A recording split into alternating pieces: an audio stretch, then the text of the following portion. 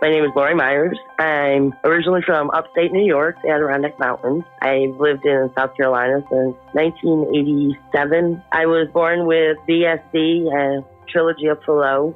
I was one of a set of twins, the only surviving one. When we were born, we were blue babies. We were 3 months premature. I had a lot of health issues the whole time growing up. I had congestive heart failure. My pulmonary valve has been replaced 4 times and repaired twice. And after the last one in 2014, started having more breathing problems than normal. They've always diagnosed me with bronchial asthma, with just asthma, with COPD, everything under the sun except for actually knowing what it was. After my surgery, the pulmonary doctor I was seeing sent me to a specialist for a second opinion because nothing was working for my asthma at all. He looked at previous heart cath that would show him the right side of my heart, my lungs. Without even examining me, he came into my room and said, "You have what's called pulmonary arterial hypertension, PAH." And that's when he told me it was a terminal illness. They give you like 3 to 5 years at that time. And I'm like, oh my God, my son is in high school. I couldn't believe it. I was worn out. I was tired. I had no energy. I felt like I was always breathing through a straw. I'm so tired of always being tired. Some days I wish I could just pull the covers over my head and make a big wish and wake up and I'm a totally different person. I'm the only one in my family that has ever had a health issue from birth to now. Nobody's ever been born with something they've had to deal with their whole entire life. They all say, well, I understand how you feel.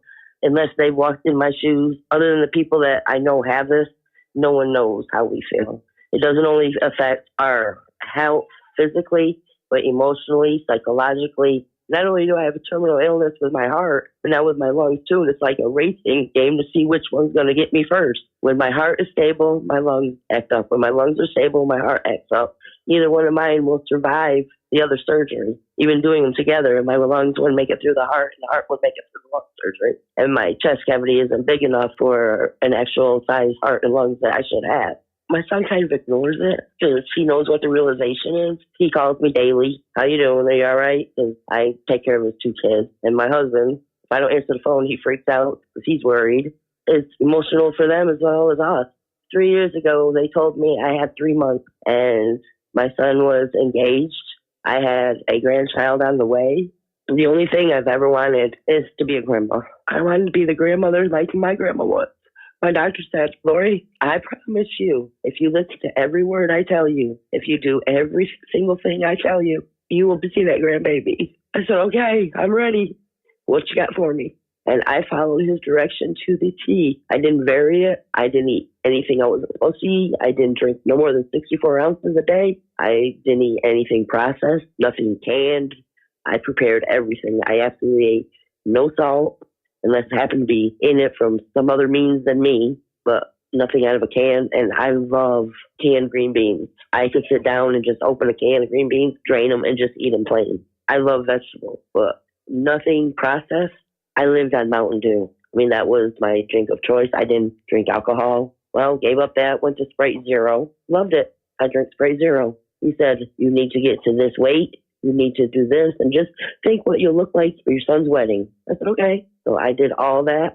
My son got married in November. I was as big as a house because I had walking pneumonia and congestive heart failure and didn't know it because I was planning a wedding and planning Thanksgiving. They got married a week before Thanksgiving. I wasn't paying attention to myself, which I know is the first rule that we're supposed to do. If we don't look out for us, nobody's going to. But my son came first. He always has come first. Now it's my grandchildren, then my son, then me, and my husband's in the mix. So right after that, the day after Thanksgiving, I was admitted in the hospital. I got better from that, went home. My daddy passed away February 2nd. I thought my world had collapsed. I just wanted to crawl right in and pull the covers over and say, okay, I'm ready. God, take me.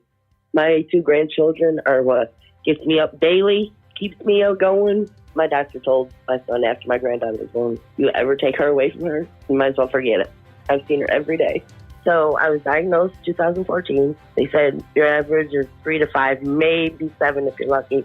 It's 2024 now. 10 years since then, and 5 years more than what they ever thought I'd have. If I could give any advice to a newly diagnosed patient, it would be listen to your own body, listen to your doctors. Everybody says listen to your doctor first. You need to listen to your body before you can even tell your doctors anything, because your body knows before a doctor does. And just follow what they say. Seeing the smile on your family, that's what matters.